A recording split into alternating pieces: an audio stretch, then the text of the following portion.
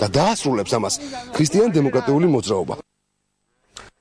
თბილისის მოსახლეობისათვის მთავარ პრობლემად ისევ კომუნალურ გადასახადებზე არსებული მაღალი ფასები რჩება. ხალხი ამბობს, რომ განსაკუთრებით ზამთარში შეუძლებელია გადასახადების დაფარვა.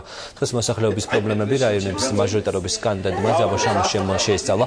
ქრისტიან-დემოკრატიული მოძრაობის ერთ-ერთი ლიდერი მელიების 9-შვილიან ოჯახს ესტუმრა.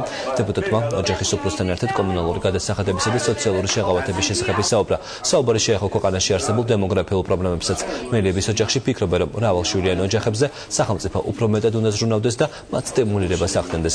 ჯაბალ სამუშიამ ბავშვებს საჩუქრად დღეს წიგნებიც გადასცა. შემდგომ გაწერილი ის სოციალური შეღავათება.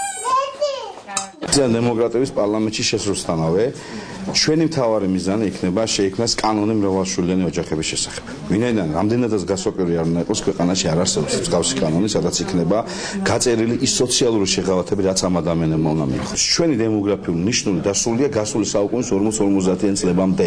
და ამის გამოსწორების ერთადერთი ასე ვთქვათ გზა არის, რა თქმა უნდა, სოციალური ფონის გაუმჯობესების და დასაქმებასთან ერთადერთი გზა არის სწორედ მრავალშვილიანი ოჯახების ხელშეწყობა. მთელი აქცენტი არის ალბათ, რომ მრავალშვილიანობას უფრო მეტი ყურადღება მიაქცეს და ესე არა აქვს მნიშვნელობა, ვთქვათ, სოციალური ზღვარს ქვემოთ არის თუ გაჭირვებულია თუ არა, რაღაცა წახალისება მაინც უნდა არსებობდეს, რომ ვიღაცას კონდეს სტიმული ხალხს, რომ საქართველიერი გამრავლდეს.